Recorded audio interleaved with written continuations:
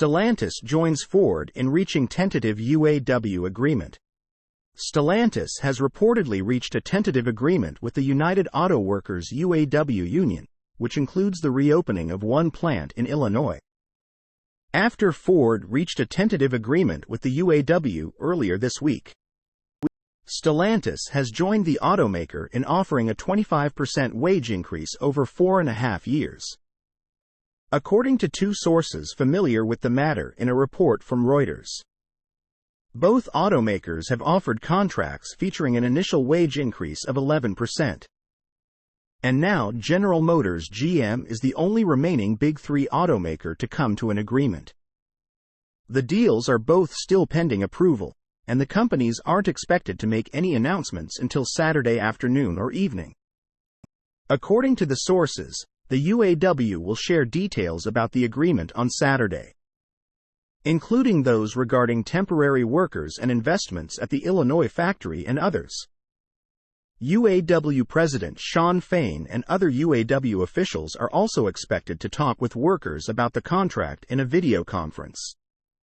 The news comes as the historic strikes against the Big Three enter their 7th week, and after the UAW announced that it would be willing to come down to 25% wage increases from its initial 40% demands this week. The agreement is contingent on certain expectations for state and local tax incentives, according to the sources. Additionally, the contract is pending final approval from top UAW officials, and it's expected to be reviewed over the next several days. Tesla wages will go up amidst fallout of UAW strike. Stellantis's Belvidere, Illinois plant will also reopen as part of the agreement after the company closed its doors at the factory earlier this year, letting go of 1,300 workers. The Biden administration and the state of Illinois have offered subsidies to help retool the Jeep factory as part of the agreement.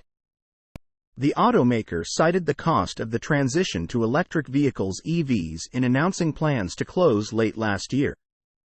Fain responded to the news in December, saying that the layoffs were unacceptable. Along with the Illinois factory, the agreement is expected to feature investments at other U.S. plants, including a 71-year-old facility in Trenton, Michigan, south of Detroit. After Ford announced plans to hold off on a $12 billion EV manufacturing investment on Friday, the automaker also said that it expected the tentative UAW contract to increase labor cost per vehicle by $850 to $900. Reuters points out that Tesla had a labor cost advantage of roughly $20 per hour over the Big Three prior to bargaining. With cost of living adjustments, the UAW said the Ford deal amounted to over 33% in wage increases. At the time of writing, talks are still ongoing with GM. Source: reposted and summarized from Zachary Visconti at Teslarati.